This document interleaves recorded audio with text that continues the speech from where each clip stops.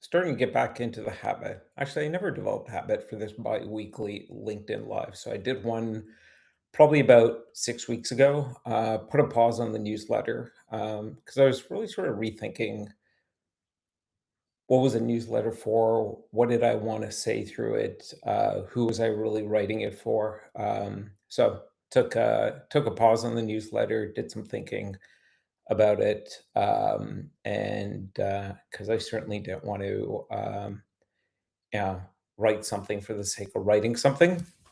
And now I'm back. So I just put out edition 7 last week.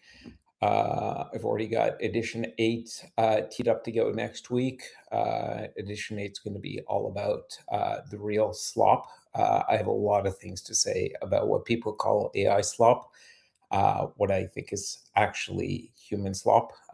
But more on that in the edition. And I'm starting these biweekly LinkedIn lives again. So, and this is an opportunity for me to talk about the most recent edition of the newsletter. So, I'm going to be talking about edition 7, the investor's mindset. I'm going to do a quick recap of it, like some of the things I was talking about in there.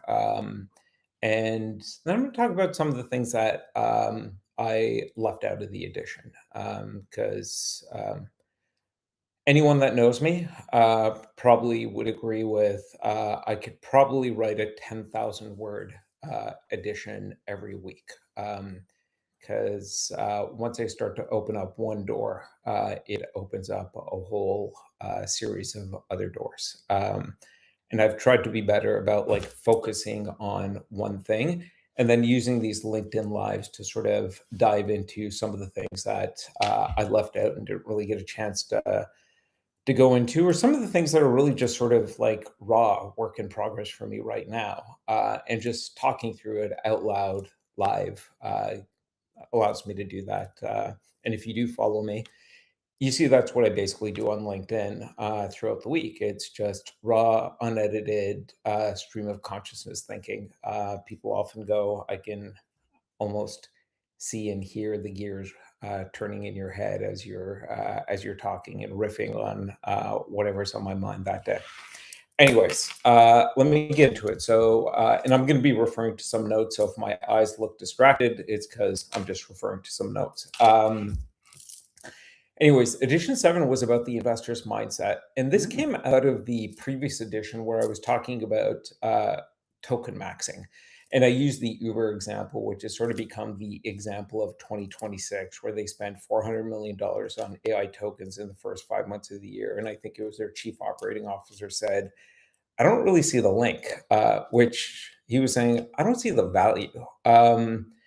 And I talked about like token maxing and how that was sort of a symptom of most people using AI to really just sort of like scale at speed what they were doing yesterday instead of using AI to create new possibilities, new value. And if we're just using it to scale at speed what we're doing yesterday, we're basically just commoditizing yesterday's value at a faster rate, which is going to happen anyways.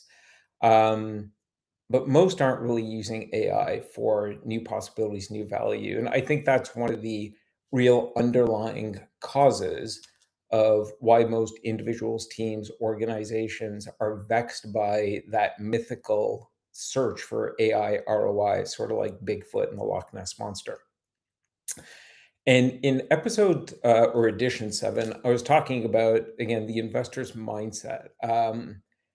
Because really what occurred to me is that like we've all been giving these amazing tools. And to me,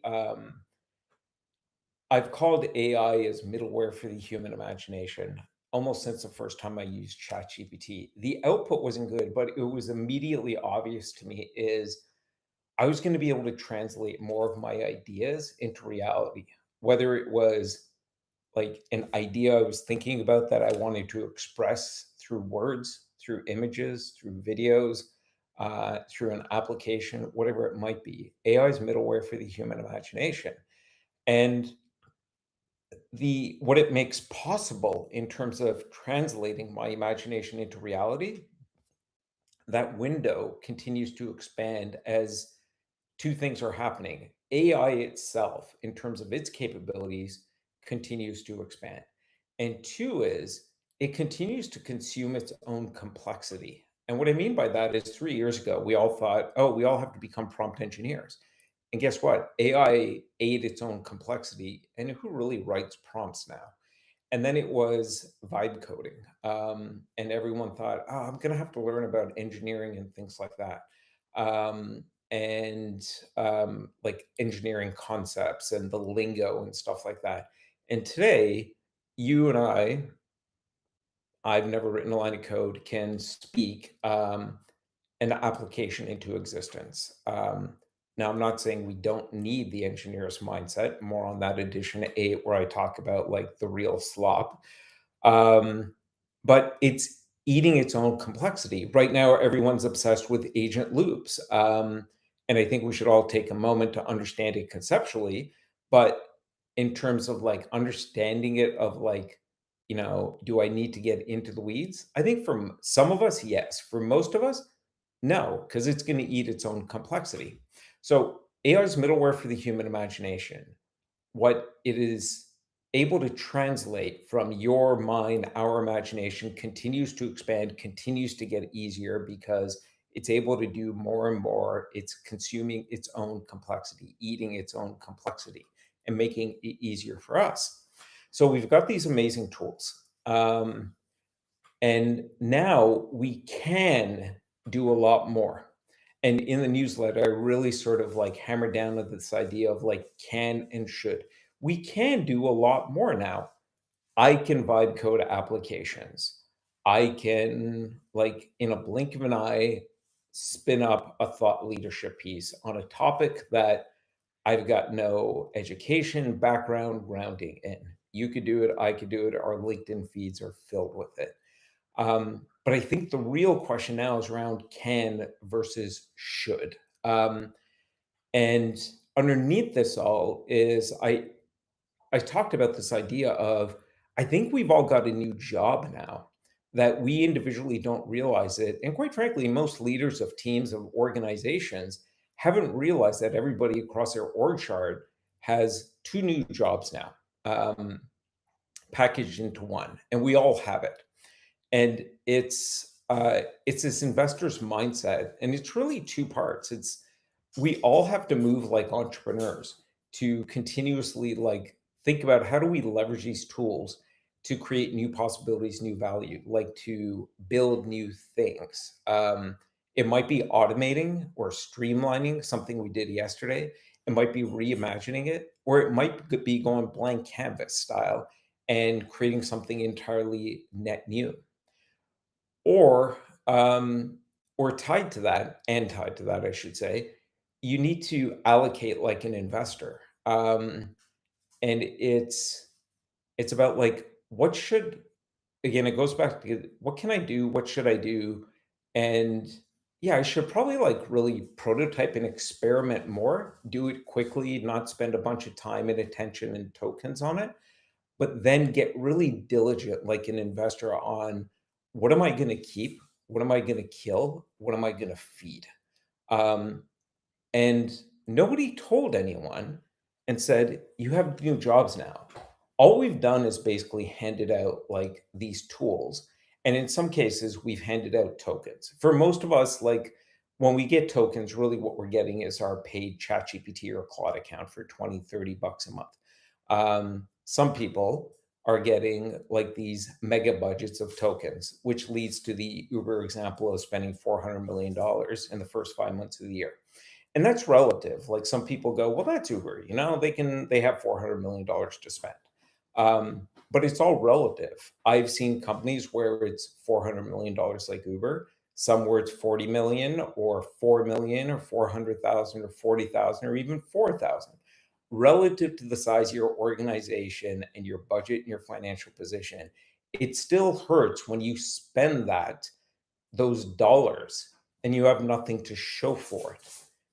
And I think even more importantly is all that's sort of getting attention is the dollars that are getting spent, the tokens that are getting spent. And I don't want to dismiss the cost of that, but dollars are easier to replace.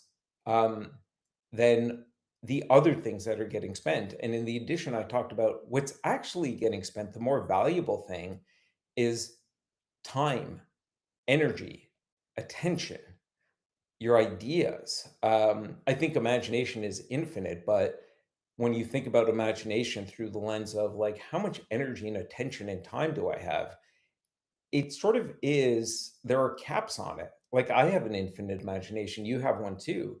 But I've only got so many hours during the day, just like you, where I've got energy, time, attention to actually channel my imagination. And those are things that we're investing into what we're building with AI for ourselves, for our teams, for organizations, for clients, for anybody else. And then, like related to this, there's a whole digestion issue, which I think we need to talk more about. Maybe that'll be edition 9 or 10 or something. I'm not going to get into it today. But my main point is this: three things. One is we all have a new job now. Um, and there's a new chair at our desk and we have to sit in it, and in that chair we have to think about moving like entrepreneurs. How do I leverage these tools? um, how do I prototype more? How do I not just apply AI to scale at speed what I did yesterday? And there's limitations on that, as I've talked about in other editions. But how do I use it to create new possibilities, new value? And then how do I at the same time think like a investor? How do I allocate? What do I how do I make that determination between can and should? How do I determine what to keep, what to kill, what to feed? And as leaders, we need to recognize that everybody on our team, everybody in our organization has that job now. If you've handed them tools, if you've given them permission to use ChatGPT or Claude or whatever AI tools, you have to make sure that they understand this mindset, this responsibility. Otherwise, what you're going to get is a whole bunch of slop, is what you're going to get.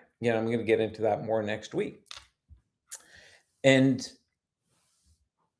I mentioned this in the newsletter. Like one of the foolish things that I saw a lot of these organizations do, especially big ones, but I've also seen it in small and mid-sized organizations as well, is they gave them these unlimited token budgets, said, go forth in AI and do everything, like just experiment to your heart's delight. Um, and then it showed up as all these costs and no value, or it showed up as like experiments with no ROI, like things that were like interesting, but like it was sort of like, meh, who cares? Like, why does that matter? Um, and now they've sort of gone to the other side of the spectrum, and they're basically taking away the tokens, taking away permission. So it went to like feast to famine. Um, Neither extreme really works. And I think the missing part is this idea of everybody needs to inhabit this investor's mindset, move like an entrepreneur, think and allocate like an investor. So that's what the addition was about. And we all have that job now. It's not one person's responsibility, it's all of ours. And that's in stark contrast to the way things used to work, quote unquote, yesterday, and still predominantly do, right? Usually, and we're all sort of going through this AI messy middle of like from yesterday to tomorrow. Sort of why I call it my meta brand Tomorrow with Nish. It's sort of navigating through the messy middle and figuring these things out. And that's why all my content is literally work in progress, thinking out loud. And it used to be somebody's job to make those can and should decisions. And it was somebody's job deliberately, like a product manager, because we could do things and there's things we should do, but it was limited by how much was possible. And as I've talked about before, like AI are these ultimate execution machines. They allow us to do more. They allow us to go faster. They allow us to continually optimize. Um, and And now it's we can do more, but should we do more? We can go faster, but should we go faster? Marketing teams, I see this every day. They're generating more content. And even if the content is good and valuable, their customers now have a digestion problem. And the marketers are dealing with our customers are tuning us out because they're annoyed problem. And and again, we've democratized these tools. And what comes with the democratization of these tools is new responsibilities. And it's that investor's mindset. That's the missing piece. Um, so that's a recap. Probably took a bit, 5 minutes longer than I was planning to take, but I think it's important. I don't know how many people read the entire newsletter. I don't really look at data around the newsletters because it's like people read it, they read it. I want to say what I want to say. Here's some of the other things I want to talk about, just sort of scrolling through my notes here. So you might be asking, all right, cool, I get this conceptually. How do I determine what to keep, kill, feed? Um, And there's no black and white answer. We've heard terms like judgment, discernment, taste creeping up increasingly over the last couple of years, right?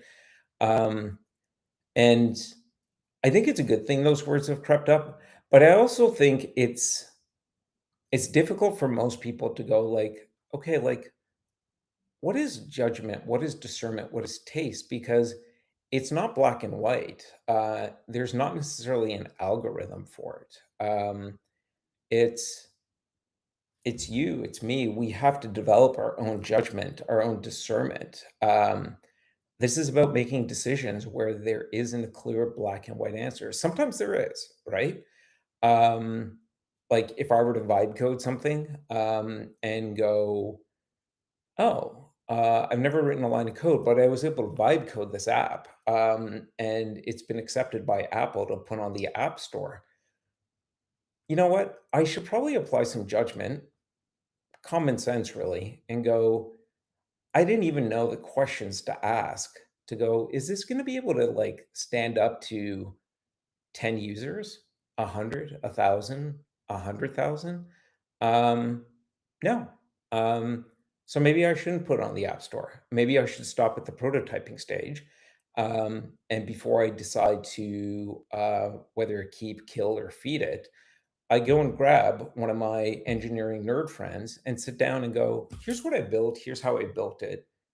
What didn't I think about? What have I done wrong? Help me think through this.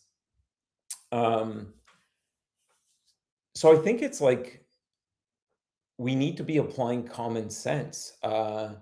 We need to be applying our own sense of like, okay, I've generated something. It could be a piece of thought leadership. So when I think about that, because my LinkedIn feed is just littered with a whole bunch of thought leadership, I'm sure yours is too. And I know some of those people, and I'm like, you're not. I've never known you to be that smart, so this isn't yours. So, and I work with AI, and I'm probably going to do a video just showing how I work with AI.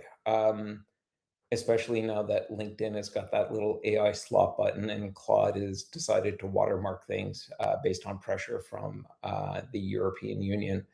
I'll cover that in 2 weeks' time. It is absolute BS, in my opinion, but I get why it happened. Um, yeah, so I use AI quite a bit in the way I think through my ideas. In some of what I put on LinkedIn, all the videos are me. I've actually got a rule with my team for now, and I don't expect this is going to change. I'm not going to use like AI video generation to mimic me. I want to show up as me. But the posts that go with the videos, they're written in my voice by AI. So I want to show that.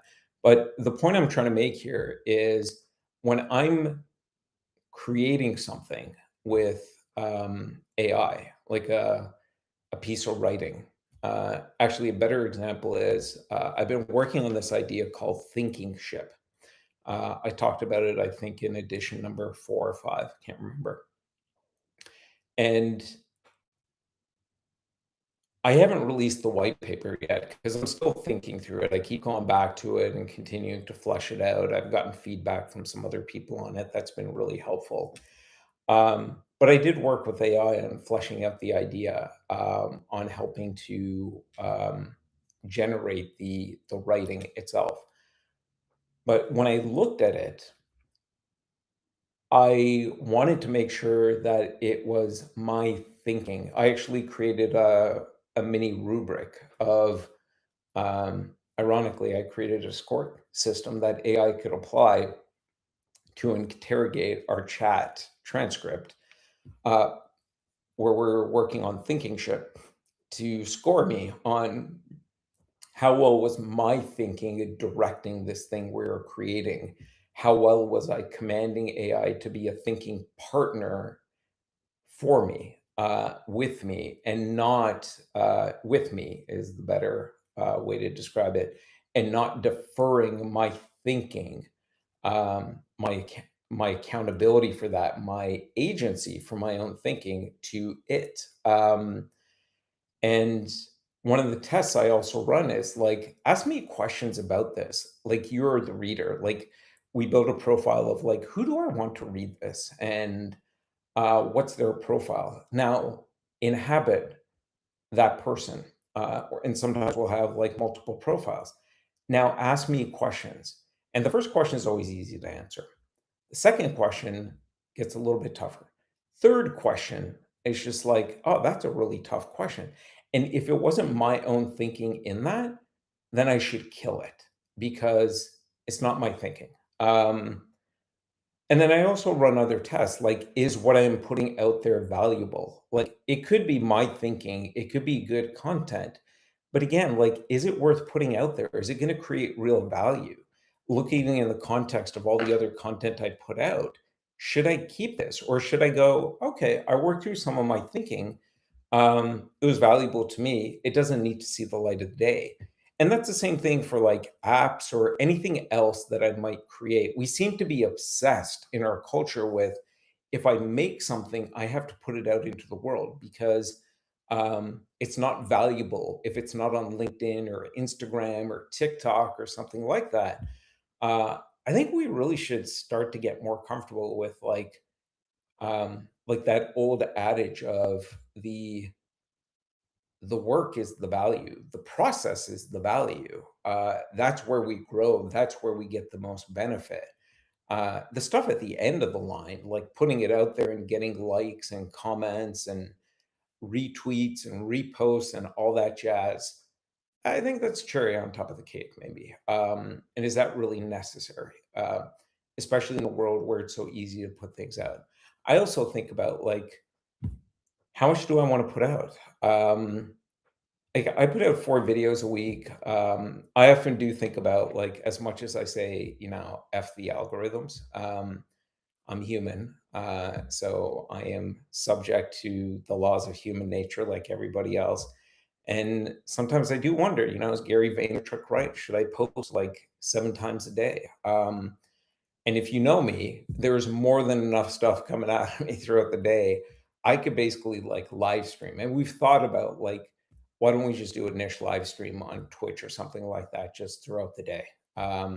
Him just like pontificating on all things at the intersection of AI, common sense economics, human nature, and meaning. But why? Like, should I do that? Is that going to be who's that going to be valuable to? And is going to help me grow. So those are some things I think about. If you're listening to this and you would like to see that rubric I created, that is my thinking in this rubric. Let me know. I'd be happy to share it with you. And so that's the way I think about like keep and kill. Um, but even before that is like can and should. I think that's really where a lot of the problems start, and I think that's the messier one, right? Because I do think there's value in just, like, doing a lot more on the can side because we can now. I like vibe coding things, and they never see the light of day because I build them either for me. I built something for my girlfriend and I when we're going on a trip to Greece earlier this year, a little app because, and it was great because we've both got dietary restrictions. She's gluten sensitive. I'm diabetic. I'm disabled. I wear braces on my legs and walk with the assistance of a cane. So we're looking for certain types of restaurants. And the app and all the information that was fueling it was amazing, like, right down to, "This restaurant's amazing, the food is fantastic, locals love it. There's one step to get in, but there's a railing on the left-hand side." Like, it was awesome. It was for me. Um, and I built that for me. I would have been foolish to go, "Well, I should build a travel app now." But I can do that. I shouldn't think about turning that into a travel app. And there's so many other examples of this. I think we should be doing more things on the can side, but then becoming very diligent allocators, investors of going, um, I did this to learn something. Now I'm gonna park it. I'm gonna kill it. I don't need to go back to it. I did this for myself. It's got limited value. Used it for my trip on Greece. I'm gonna kill it. But I learned things from it. So for me, a lot of what I think about is, can I do it? Am I gonna learn something from it? And if I'm not gonna learn something from it, I don't want to do it. And then I ask other questions like, should I keep investing into this? Is it gonna benefit me over time? Is it going to expand my learning? Could it benefit others? Who would I need to include to make sure that what I am creating is doesn't fall into that category of, like, slop, that we're all inundated with, these days? Um and I think a lot of, and I use this term, one of the people I work with doesn't like this term, but I'm going to keep using it until I convert them. I think of a lot of the things I do with AI as prototypes of possibility. Um, and that's what I mean by, like, move like an entrepreneur. Lots of entrepreneurs, if you've ever done a startup or been around the startup world, you're familiar with the term MVP, minimum viable product. And I think we could all do that now across so many more domains because we've got these tools that are middleware for the human imagination that are getting easier and easier to use, almost becoming like oxygen, like they're ambient. We could just basically call them like Tony Stark can call Jarvis, and go from regular man into superhero, in an instant. I think we can all do that now. Um, so I think about prototypes of possibility, but I've got to apply judgment. I've got to apply common sense of, like, where am I going to invest my time? Where am I going to keep investing my time? And that's a key thing. It's not the tokens. That's a distraction. The key thing we're investing is our time, energy, attention. Ours, and those are the people that we might be putting these things in front of. We need to think about that as well. Because as I mentioned previously, there's a digestion problem, that already exists, and it's getting bigger and bigger by the day. Um, and I think we have to be very mindful of. It's also related to, like, I talked about attention, like our own attention and the attention of people that we're looking to connect with, engage with the things that we might be producing, whatever that might be. Um, I think if we're just putting things out there, even if they're good quality, but we're just putting more and more out there, it doesn't feel special. It feels, it starts to feel like work. And I think what we are quietly doing is planting seeds of kryptonite. And what I mean by that is, I think we're starting to not only erode attention, we're eroding trust. And in a world that is getting increasingly proliferated with these tools where we're going to be able to copy and commoditize the outputs, the apps, the websites, the go-to-market campaigns, and everything else at scale, at speed, with ease. I think more and more about the things that can't be copied by machines.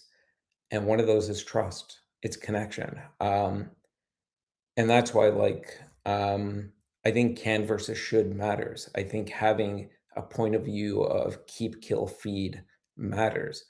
I think taking the time to understand, like,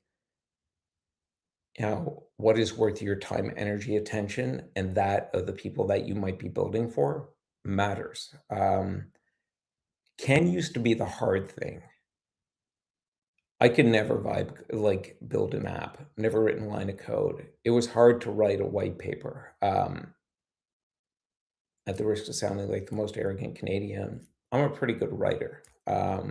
Overall, a pretty good communicator. But writing is hard. Like the blank sheet is hard. And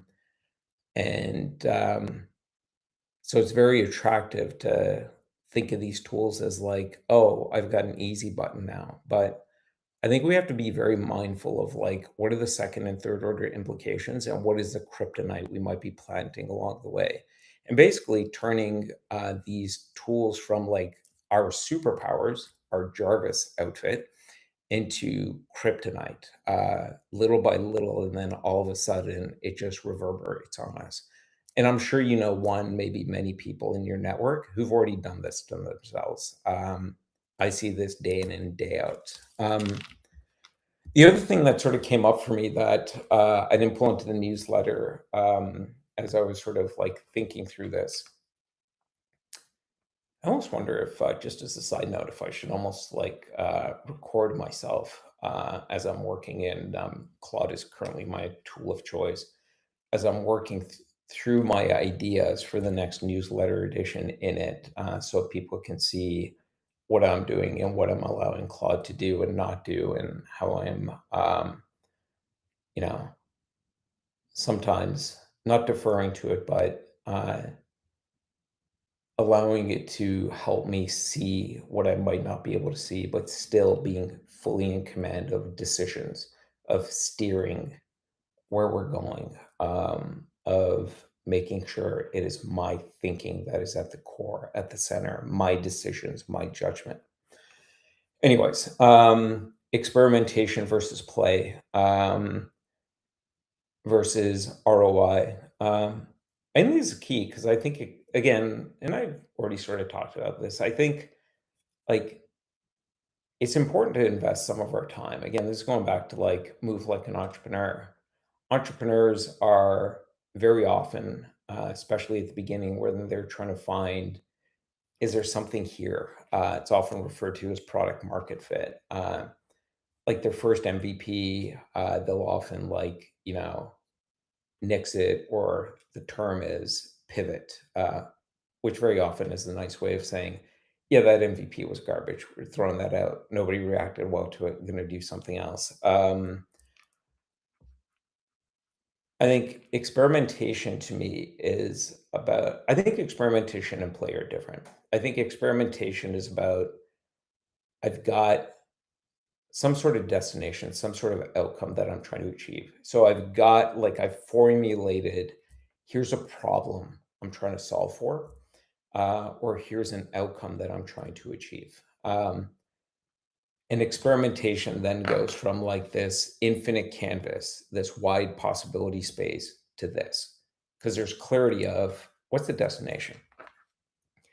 Play to me is that vast, infinite possibility space. Let's just play with these things. Let's see what happens. So the way I think about it is like the way I invest my time is I put, I guess it depends. I put more time into experimentation because I run two businesses, and I put some time into play. If it's a new AI capability coming out, like agent loops or something, I'm going to invest some more time into play. And again, there's no like formula for this. And I think that's what tends to happen with us as individuals, as leaders, is we try to turn everything into a formula, ironically into an algorithm. And there isn't one for this. one thing I do a lot of fireside talks, I do a lot of advisory work with executive teams, and the one thing I advise is, like, you've gotta get comfortable with uncertainty. Like, we're literally sailing through the AI messy middle, like the sailors of yesteryear, like sailing into the fog. And if you try to engineer deterministic outcomes, as everyone is navigating from yesterday to tomorrow, you're gonna fail. Uber failed hard, $400 million hard.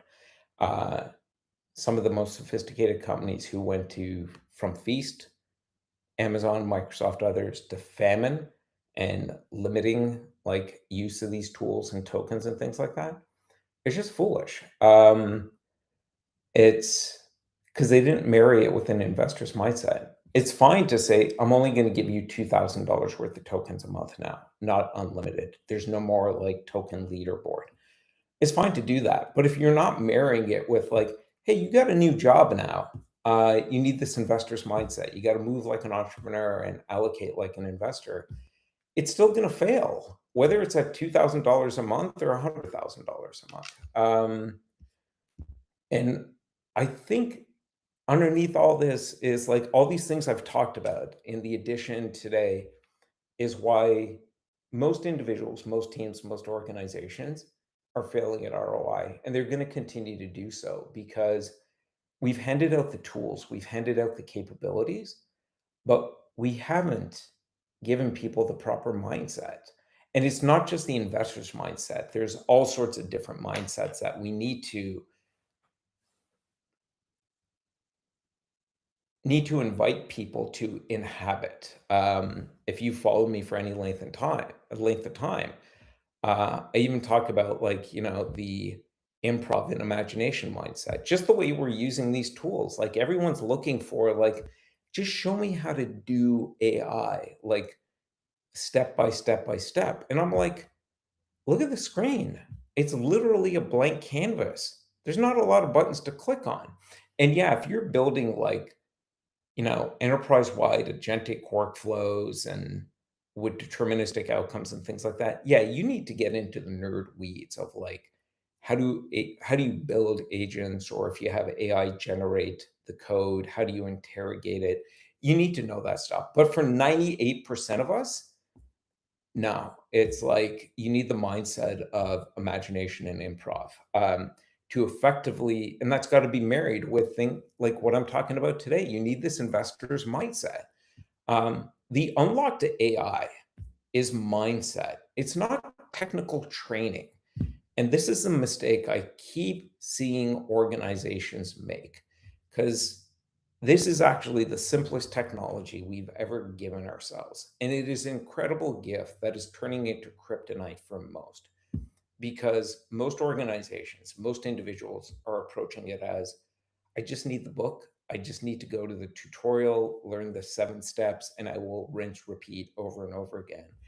And it's like, no, the blocker is us. It is we get in our own way of realizing the possibilities, the potential of this technology being a superpower for us. And today I talked all about the investor's mindset.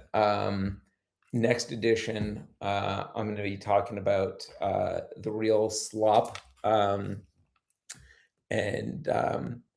That one's going to be a bit of a longer one. And I'll just mention right now, the draft of that edition was like 2,300 words. And I work with somebody who helps with the newsletter.